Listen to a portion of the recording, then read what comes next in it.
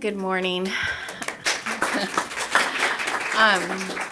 We appreciate being able to be here and share our stories with you. Each one of us actually has had an abortion, or one or more abortions in our lives, and we're here today primarily to tell you our stories and about how God has healed us and continues to heal us in that. And I just think it's interesting. One of the things I tell people when I get up and speak is that to never assume that a woman hasn't had an abortion, because the numbers of women that have had them are so big that chances are pretty good you may know someone who has had one or more abortions in their life. And as Leslie said, I'm the Heart Director at Pregnancy Resource Centers of Greater Portland. HEART stands for Healing Encouragement for Abortion-Related Trauma. So we do Bible study support groups for men and for women both who have suffered from an abortion or are struggling about an abortion or abortions in their life. Because again, the fact is that almost half of the women that have had an abortion go on to have another. So there are many women out there who again, are struggling with multiple abortions as well. So these women are, as she said, there's Diane Meyer, Carrie Shore, and Kathleen Bradley, and each one will be sharing her story with you as well. Part of what I want to do is tell you a little bit about my story and I'm going to be looking at my watch because I don't see a clock. And so we're, being that there's 4 women that love to chat, we want to be able to keep on task here. So pardon me if I'm looking down at my watch. But my story starts, I grew up in Southern California, and I have 3 brothers, mom and a dad, and we went to church on Sundays. I occasionally with my dad, not all the time, but sometimes. It was mostly my mom and my brothers and I that we'd go to church. And it was in 4th grade, one of my neighbors invited me to her church's camp. She was quite a bit older than me. She was actually a nurse or a nursing student. I'm not sure at that time. But anyway, it was at this camp that I actually gave my life to Christ at a campfire that night. And while I had understood what I did and I was so excited about it, I didn't grow much in my relationship with the Lord. I mean, there were certainly people in and out throughout my life that taught me more about the Lord, whether it was at the church I was attending or different pastors, different women in my life, different friends in my life. I started attending my first Bible study, though, not until high school, where I met a group of friends, and we started going to a different church, and I attended my first Bible study there and met a great youth couple that were in youth leadership that helped shepherd me in that part of my life. But I was very much in and out of my relationship with the Lord. I was kind of picking and choosing. I was definitely picking and choosing things, and one foot in and one foot out. And so the summer between my senior year of high school and my freshman year of college, I met a boy that I started dating, and our whole relationship lasted from July until October of that same year, so just a mere few months. And during that time, we began to have a physical relationship, and it was the first time that I had done that. And I had applied, again, this was between my senior year and my freshman year of college, and I had applied for a school up in San Francisco, which is about an 8-hour drive, hour and 15 minutes or so plane flight from where I had lived. And I got accepted at San Francisco State, so during that time in our relationship, I moved up to San Francisco. And it was up there pretty early on into my first semester in college that I discovered I thought I might be pregnant. So my friend and I took a bus downtown to a clinic, and they confirmed that I was indeed pregnant. And at that moment, I just, the first thoughts going through, I was scared, I was freaked out, I was sad, I just didn't know what to think. And I remember saying to the counselor, I can't have a baby. I just started college. That was one of my first thoughts. And I can't tell my mom and dad, there's no way this is going to happen. And she just nodded. I don't remember that she had much to say. By the way, one of the things you might notice in our stories is that some of the things are really vivid to some of us and some of the memories that we have aren't. And that's pretty typical of women who have had abortion experiences in their past. And also, by the way, that I handed out this packet of information. We have some more up here if you would like them. We're not going to have time to go through all this, but it's just some helpful information for you to have if you encounter men and women, which you probably will, who are post-abortive, and it's just some good information for you to have. And we also have our heart brochure up here as well. Anyway, so I discovered that I was pregnant, and my friend and I that had gone downtown with me, we took the bus home, and I called my boyfriend when I got back, and he was still down in Southern California, and I don't remember a lot of our conversation except that it ended knowing that I would have an abortion, kind of pretty much that quickly. We had decided that I would indeed fly down and have an abortion. So I didn't tell my mom and dad. And again, my story, when I think back, is all the stories of the lies that I believed and the lies that I told and the untruths that I heard that I believed and were my justification, what I considered, well, I can do this, I'm going to be okay. Lots of women have done it and they're all fine. So I flew down to Southern California. I stayed at my boyfriend's parents' homes. They thought I was coming to celebrate his birthday. My mom and dad never even knew I came down. And he had it all set up for me to have the abortion. So he took me down there and he paid for it, so I'm not sure how much it cost or any of that. But I remember walking into the clinic, and there's certain parts I remember there was lots of women, and I just kept telling myself, I saw a particular woman dressed in a nice business suit, and I thought, okay, she's here. This must be okay. She's got it together, and she's doing this, so this has got to be okay. Just, the different things I was telling myself. And so I had the procedure done, and I was put out for my procedure. For the abortion, I don't know that a lot of people aren't. A lot of women that I speak with that come to our heart groups, they haven't been put under, but I was. And I woke up in a row of cots with women on either side of me, and I was told, I didn't know my blood type, so they'd taken my blood, and I was told that I had the Rh factor because I had negative blood, so I had to get a shot. And it was just a whirlwind of things that were going on in my mind. And I just remember thinking I really wanted to leave. I just wanted to go home. And so I did. And my boyfriend came and picked me up, and interestingly enough, they brought him to the back door where he picked me up, and I went home. And immediately I just started stuffing all my feelings down. We talk about denial, and that's just what it was, because we have to learn to go on. We have to, so we don't fall apart. We just start, okay, it was fine, I just did this, I need to do this, a woman's right, I'm going to do it. And so I did, and on with my life I went. I didn't do well that first semester. So after that first semester, and I didn't attribute any of this to my abortion, of course. I thought I had done the right thing, it was a very empowering thing I thought that I had done. And just kept stuffing it and denying and justifying. And so eventually I did. I went home after that first semester, and I started attending a community college in my area. And interestingly enough, I never did receive my degree. So it's just interesting to me that was one of my biggest worries, and I still never did get it. And I went home, and I still didn't talk to my parents about it. Eventually I did have a conversation with my mom, and she was sad, but it was just a one conversation thing. And then I moved on. I met my current husband the next year, 2 years later, and we became engaged. And during our engagement, this was in 1986 when I met him, and then in 1987, during our engagement, I became pregnant again. And he knew about my abortion experience, and we just, after some discussion, we decided, thankfully, that no, we were going to keep this baby, and we were going to get married. We're just going to keep this baby. But there was discussion, and thankfully, to this day, of course, I'm so grateful, and it was a far better decision for me, because now I have a beautiful 23-year-old son, U of O graduate.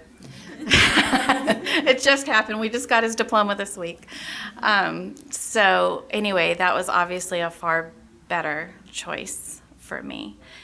And ended up, I had a daughter 4 years later, and We moved up to Portland in 1999 from Southern California, and in my church bulletin there was an announcement about PRC, Pregnancy Resource Centers, saying that they needed help for volunteers.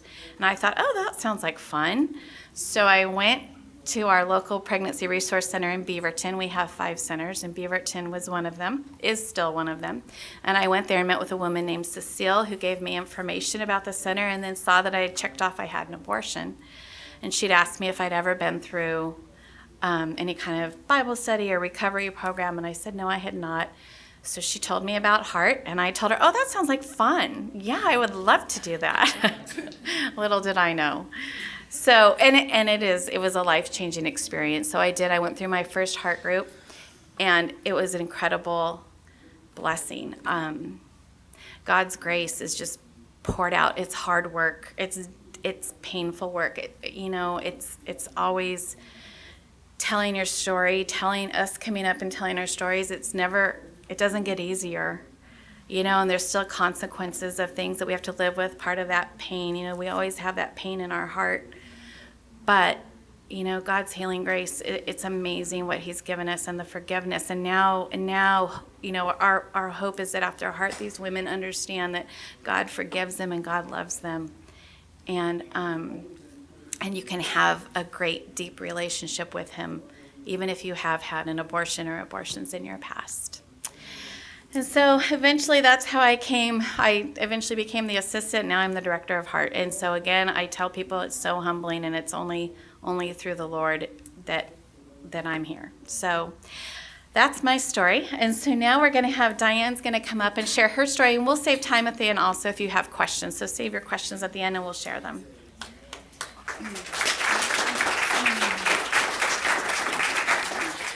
Yay for Mindy.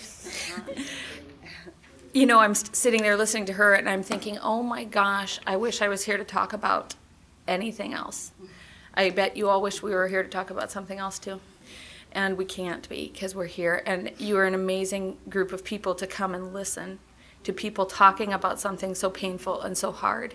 Bless you. And I am sitting in a group of super women, superheroes these women are, and we laugh and we take that lightly. And I'm not even joking, because what they're doing is they're bringing God's word, God's truth, God's healing grace to women that are stuck, that are staying there, because abortion affects so many of us, and we stop growing effectively at that point. You stop, you're done, because you've morphed yourself into somebody that he never meant for you to be.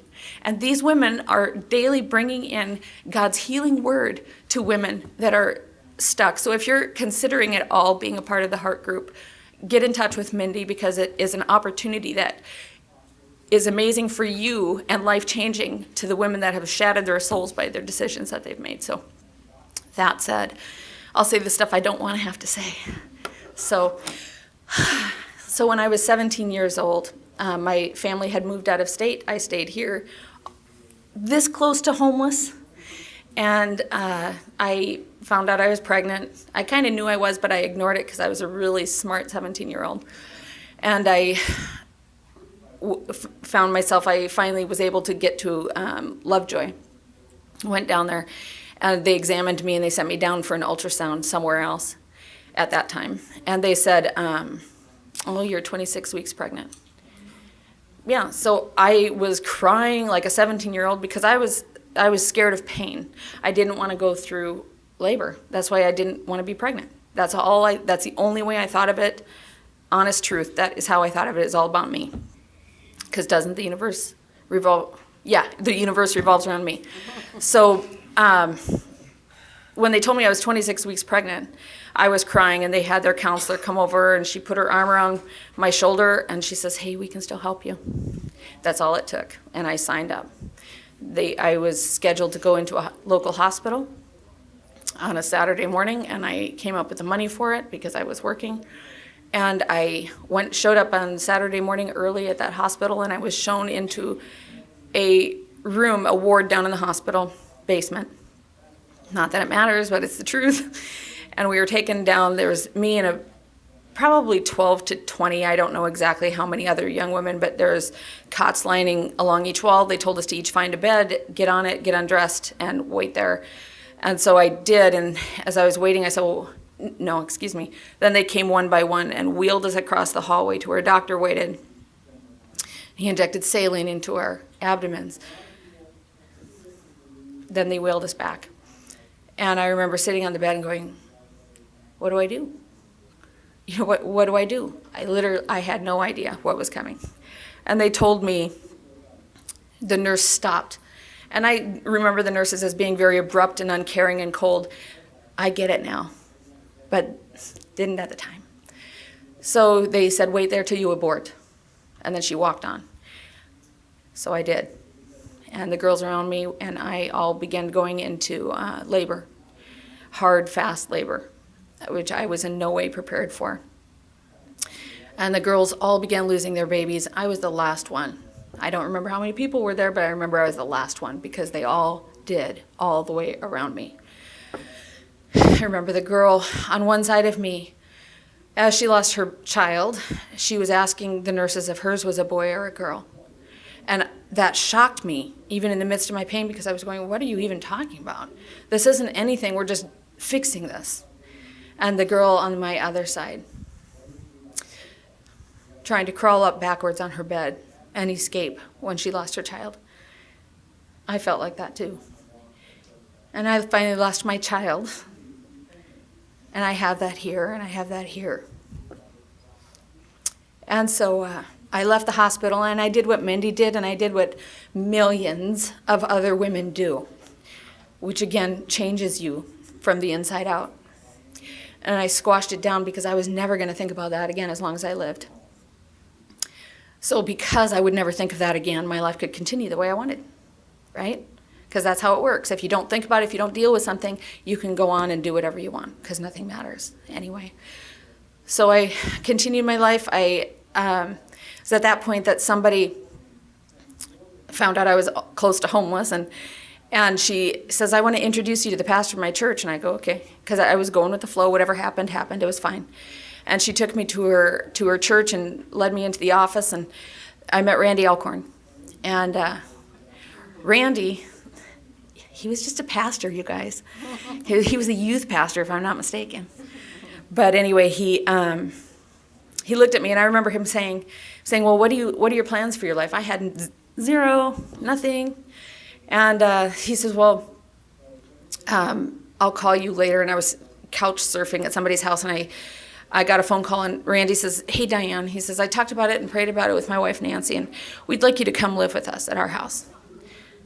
And he says, would you want to do that? And I go, okay. Nothing better going on. That was fine. So I moved in with my garbage sack. I moved into Randy's and Nancy's basement where they had a nice room fixed up for me. And their daughter, Karina, was there too. And when I was there, it was the first time in my life that I saw how a family is supposed to work, and I saw how God is a real being, and I wanted what they had because they had joy in their lives. They did things, it wasn't a sitcom. You know, they did stuff normally, but they had something that I didn't have, and I knew I needed it. So it was while I was there that they introduced me to Jesus Christ, and I accepted him into my life. And I was already pregnant at the time. And it was with their love and acceptance and everything else that I decided I was not in any way, shape, or form ready to be a parent. And that I would give this child up for adoption because I was already pretty far along by the time that I moved in with them, and I knew that I would never have a late-term abortion again because that was a nightmare. Even though I hadn't told anybody about it, it was a nightmare, and I didn't want to repeat that. So I had a beautiful baby boy in March 30 years ago, and never once have I regretted that decision of giving that child life and a family, because he has his family. Compare those two, because I have that comparison in my heart, and it's amazing the difference between those two. So then I left the hospital after that episode, and I thought, oh, my life is in front of me. Everything's good. I'm a Christian now. This is so great. My whole life, I can start figuring out what I want to do. And one of the things I was doing was going to Good Shepherd Church, and I was doing all of the stuff, the youth group and the going to, the beach Bible studies, all the neat stuff that they have for college-age kids. And I met a guy there, and because I hadn't changed, nothing had changed really in my heart. I had accepted Christ, but I didn't know him yet. I didn't understand about his forgiveness. I didn't understand everything. And so I was allowed, in my own way of thinking, to make mistakes. And I became pregnant again. This is why I would rather talk about the weather to you right now, even though it's crappy weather. I became pregnant, and this time it was so different because I was a Christian. I wasn't supposed to get pregnant. The father, the boy, he was the son of the chairman of the elders at this big church I went to. I know, good job, good choice. And so, and I had just lived with Randy and Nancy, one of the pastors. Now I was on my own. Yeah, I'm going to do that. I'm going to tell everybody, hey, guess what? I'm pregnant. Couldn't do it. I couldn't do it. I was so ashamed. I was so ashamed that I wanted to run and hide and die. And so I thought, well, an early abortion can't be as bad. It's probably not as bad. I could do that because that's not a big deal. And if Judgment Day ever comes, I'll just cross that bridge when I come to it, because that's how I thought. So I went down to Lovejoy, and I had an early abortion. And I squashed it down along with the others, thinking I'll never think about it again because I don't need to. It's over. It's done. Well, I went to, when I was done with that, my boyfriend, who I didn't tell, because he would have married me. Don't get me started. He asked me to marry him, and I said, sure, I would love to. So we got married. We were married for 8 years. Still married.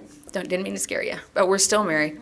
But we'd been married 8 years, and I was thinking I was dealing with things pretty well. Never thought about it, just lived my life. Every now and then I would literally see myself in the mirror, and I would catch myself because I saw who I really was inside, because I carried all of that shame and disgust and self-loathing with me. We were married 8 years, and I had a conversation with somebody that told me, am I good? Okay. Okay, good. Okay, and then, but I had a conversation with somebody that told me that I had a great testimony. They knew vague details about the one abortion. And so she says, that's a great story because you had an abortion. And she says, and then you would never do that again. You had a baby and gave it up for adoption. What a great Christian testimony. So I'm driving home and I'm thinking, yeah, that's a great testimony. Maybe I could use that somehow. Because that's the hideout reason. God chose that time. It wasn't me. God chose that time to love me. And he came upon me for a solid week, and he loved me. And it wasn't for anything that I had done or anything I hadn't done.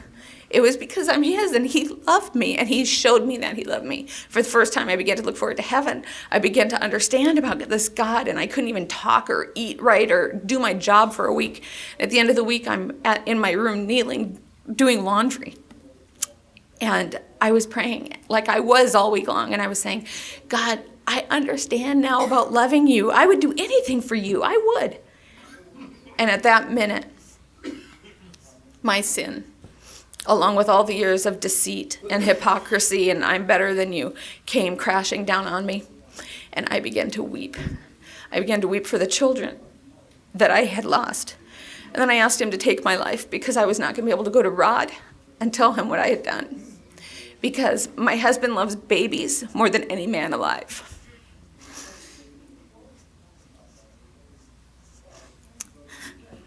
We just had a grandchild, and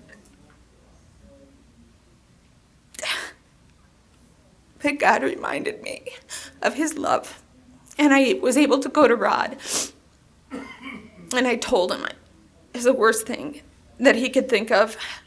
I remember he laid his head on the table in front of me, and I wanted to reach out and touch him, but I couldn't comfort him because I was the one that had done it to him. I'd killed my child. I'd killed his. And he reached for my hand, and he asked me to forgive him. I hadn't even thought of that. But Rod accepted his responsibility. Before I even thought he had responsibility, he understood that he did. and he asked for my forgiveness. Amazing. So again, I received amazing grace from both my husband and from my God against who I sinned. So all of that said, after all of that happened, I went on, I heard about heart, and I took a class thinking I can help others. Yeah, so I think that's why we all start. And so I started helping lead heart groups after I'd been through, and have since gone into prison, where it's so needed, you guys. It's so needed. And to Shepherd's Door, which is such a blessing to be there with Kathleen too, and with Mindy. And you guys, we have the words of freedom that other people can't reach, because if you don't talk about this, if you hide it, if you don't talk about it, then you're allowing it to continue. And we have freedom that we're offering these women. So let's keep it going. And I'm done. So, Carrie Shore. And I so admire the fact that they can talk without notes. So I might use my notes in case part of that mind blanks out. I'd like to blame it on time, but I think it's more on my age now, more than anything else. And again, my story is very similar to a lot of post-abortive women. And at the same time, we all kind of come at it at different angles. I was also raised and born in the Southern California area to a Christian family. Mom and dad were adoring, and 2 older brothers. I grew up in a great community, a wonderful church. We would attend church socially and spiritually every week. For me, it was mostly socially.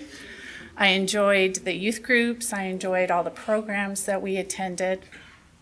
Like a good Baptist girl at age 5, like most of my friends did, I prayed to receive Christ into my heart. Obviously, that was just kind of a thing you did at church. Through the next few years of my life, making an actual commitment to the Lord with my life, I was lacking there. As a teen, I attended a Christian school, Christian high school, and I learned quickly at that school how to play the system of rules and regulations. We could talk the talk, but we weren't by any means walking the walk. While at this Christian high school, a friend of mine was becoming sexually active, or actually considering being sexually active with an older man. She went to our school counselor, one of the high school counselors, explaining to him that that was what she was considering. The high school counselor gave her the phone number of the Planned Parenthood, which was local, and encouraged her to call the gals at Planned Parenthood, set up an appointment, and go in to talk to them about birth control. So as you can see and can imagine, that was our green light for promiscuity in that high school. And that phone number made it around to every single girl and guy in our class. While a freshman in high school, I decided to become sexually active with my high school sweetheart, and I sought out the counseling of Planned Parenthood. I wanted to get on that birth control. I wanted to do the responsible thing. And the friendly counselors there at Planned Parenthood, they listened to me, they understood actually justified the fact that lust was love in my head, and they counseled me to go on birth control. My friends and I at that time were becoming very close to the ladies at Planned Parenthood. They really were in pursuit of us, asking us to come and volunteer at the clinic. They wanted us to join the National Organization of Women. It seemed like every time we'd go in for our pill refills, our birth control pill refills, again, they would try to recruit us to volunteer. The only way I can imagine that we escaped the grip of them is by the fact that they were really hateful about men, and we really liked men at the time. A lot of what they talked about was man bashing, and I think my girlfriends and I just kind of liked guys, so that's why we didn't, thank God. After a difficult breakup with my high school sweetheart, and I thought it was going to be marriage for us, I dropped out of college and went to work full time. My life consisted of nightly partying and putting all my energy into my career. A lot of my life was empty relationships, and I met a young man that kind of changed that world for me. We decided to get married, and I think I was going along with it for the fact that I wanted to kind of settle down from this lifestyle. I was partying quite often. We became engaged, and a month later I found out I was pregnant. I remembered my friends at Planned Parenthood, and I sought them out for the actual pregnancy test. While I was there, they talked about the fact that I would have to give up my career. I would have to marry this man who at that point I was still uncertain whether or not I loved him, and that I would have to live with the shame of being a single mom. Now you have to remember, prior to this, these women at Planned Parenthood would constantly talk to us about how wonderful we were, these strong, independent women, and now they're telling me that I should abort this child because it's a crisis in my life, how that would just throw off my whole life.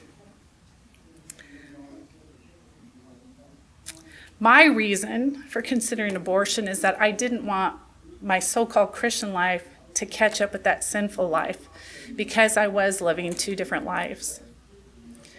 So with consulting my boyfriend, or my fiance at the time, we decided that abortion would be the best thing. I remember going to the abortion clinic and pretty much gathering every penny, every nickel, every dime out of, the Sparkletts water bottle that we had saved up.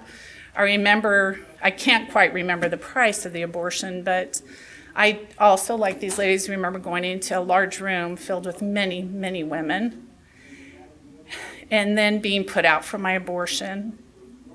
I just remember waking up in that room with all sorts of women, kind of quiet, this dead silence, not knowing what to say. What do you say in a group of women who've just ended the life of their little ones? So I remember definitely feeling relief. I think that lasted for about 2 weeks. And then with it came some of those things these ladies have been talking about, trying to push down some of those feelings that kept cropping up. And I turned to alcohol to numb that pain in my life. Also, once the boyfriend and I broke up, the fiance and I broke up, promiscuity entered my life, and empty relationships. I still was trying to cover up some of that pain. Within a year, I found out I was pregnant again. I was too ashamed to call the gals at Planned Parenthood. So I made the arrangements myself to go ahead and go in and have a second abortion. I didn't even consult the father about it. Of course, at that time, I couldn't come up with enough money to get the deluxe plan and be put out, so I was awake for that abortion procedure. I literally remember feeling the life of my little one being taken from my body. And as I laid on that table, all alone and cold as can be, I realized that God's heart was breaking. God's heart was breaking for me. And at that time, a conscience entered into my mind, into my body, like I've not had before. It had been years since I felt a conscience. And I vowed at that moment to make a change in my life. Again, after a couple of weeks, my life, I had a fork in the road moment where I had to either give up those things in my past or follow Christ. It wasn't an easy change in my life. It definitely wasn't. I lost that little party girl spirit. I didn't want to hang out with friends anymore. Fortunately, at that time, a couple months after my abortion, I did start attending church again. The first Sunday I attended church, they showed the movie Silent Scream. And I remember getting up out of my seat and walking out immediately when they just talked about the contents of that film. And I remember just sitting outside the front of the church obviously God talking specifically to me because he arranged a movie like that at church my first Sunday. And I know he was beckoning me. He was calling me back to him. He wanted me to come back to him. I did return. Am I going too slow? Okay, sorry. No, it's okay. You're fine. I'll speed it up. I did return to the Lord. I rededicated my life. I met and married my husband a year later. We took our family and moved up here to Portland, Oregon area. Attended Good Shepherd Church, and at that time our church was very involved in pro-life. And I felt like, oh, this is something I can do. And I started sidewalk counseling in front of the Lovejoy Clinic. Part of the thinking is that I was going to make up for the sins of my past, that I could talk to the women going in. I knew exactly how they felt. And God did some incredible things during those years. And yet I still had this pain and sorrow, this heavy burden that I was living with. So one Sunday, at a Sanctity of Human Life Sunday, Diane got to share her testimony. It was life-changing for me to hear her, this brave woman, talking about her abortion experience. Everyone was crying, obviously, to hear that testimony. But at the very end of her testimony, her talking about going to a post-abortion recovery group and being healed and being restored, that touched my heart in such a way I had to have that. So a couple of weeks after that, I made the phone call, and actually, Diane was my leader in a post-abortion group. And like these gals have talked about, it was absolutely life-changing. Little did I know that that group would kind of set me on a course of being so involved in this ministry. After my post-abortion group, a couple of years after that, I started volunteering at the Pregnancy Resource Center in Sandy. And I started leading the heart groups. I started doing counseling. And God captured my heart with this ministry. At times I'd say, I wish I was in any other ministry. But God had that special purpose, the plan for me to be in this ministry and use my testimony over and over. So once I started doing counseling, I was asked to come on staff. And I have been doing this for many, many years now. My testimony being used in the counseling room, my testimony being used at different churches. I am so thankful for the Pregnancy Resource Center. I'm thankful for the post-abortion recovery group that some genius came up with years ago to help us women who've had past abortions. And to tell our testimony often, it is not an easy thing, but we do need to get out there and talk about it. Who knows better than us? Thank you. Well, I'm Kathleen Bradley, and I'm Pastoral Care Team Manager for Portland Rescue Mission Shepherd's Door. It's a 14-month life transformation program. And you know, about 2 years ago, I was at the banquet for PRC, and they asked me to speak on the abortions. And I'll never forget when I was sitting there with hundreds of people. I thought, what in the world am I doing? You know, what am I doing with all these people for pro-life? And you know, that's where I really realized that it doesn't make sense what I did in the past, and I can't make up for it, but what I can do is I hope I can help other women. I hope I can share with women the pain. You know, when I heard about Heart Bible Study, I thought, how can you have a Bible study about my abortion? That just did not make sense. You know, it didn't. And what Heart Bible Study did for me is it showed me who God was. It showed me who he was and how much he loves me.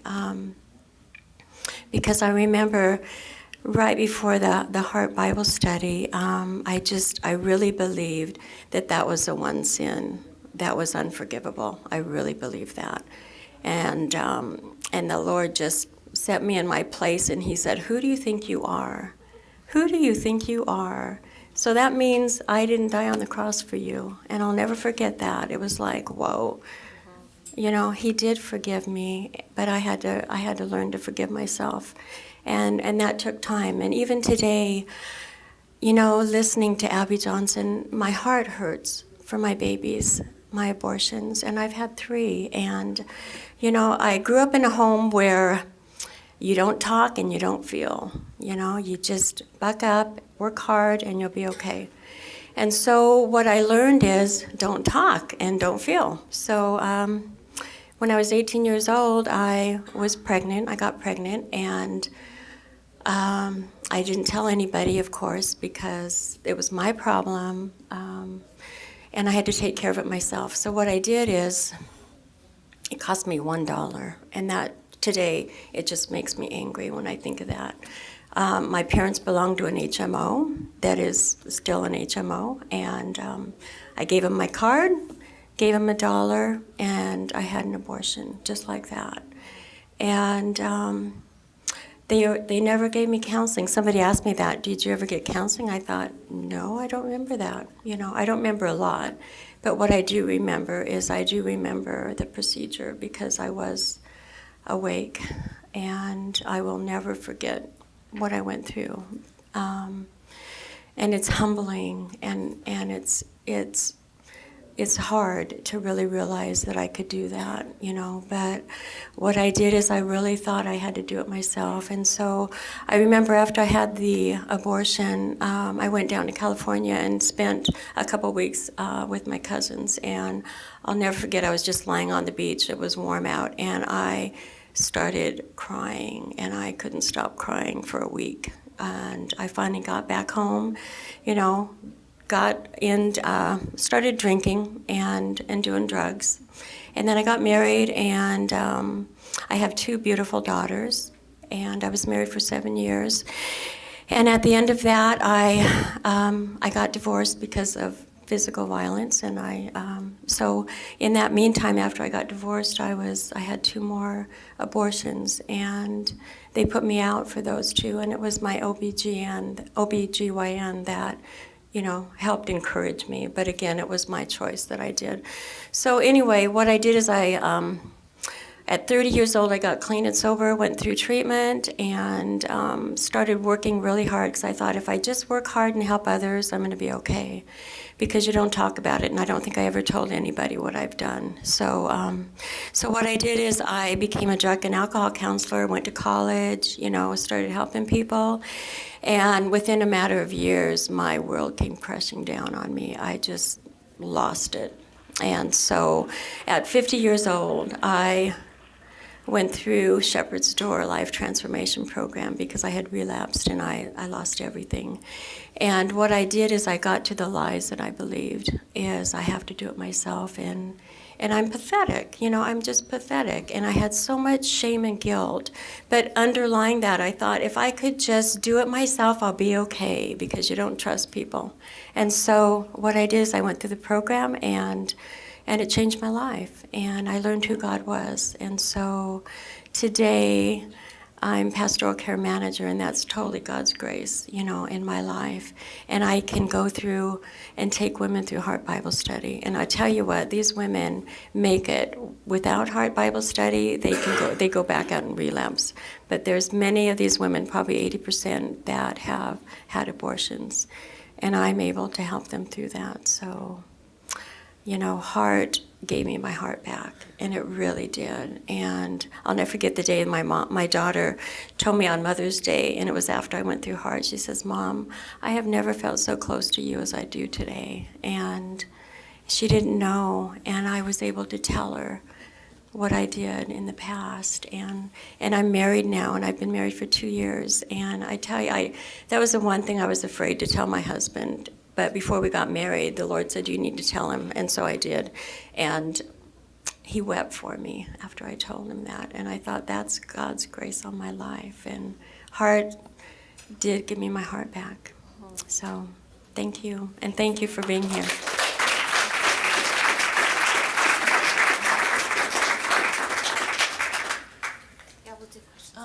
We have about 5 minutes if anyone has any questions. Yes, we do have. Heart is primarily in Oregon, but there are several other really good Bible studies that that women use throughout. There's, oh gosh, Surrendering the Secret. There's what other ones? I can't. Yeah, they're just post-abortion recovery groups. Some of them, a lot of them throughout Oregon and Washington are HEART. They might be called something, yeah, they have different acronyms. They might be called something else, but there's several other good studies out there as well, yeah, that are national. Yeah. I just want to thank all the ladies, one of whom I know personally from my own church.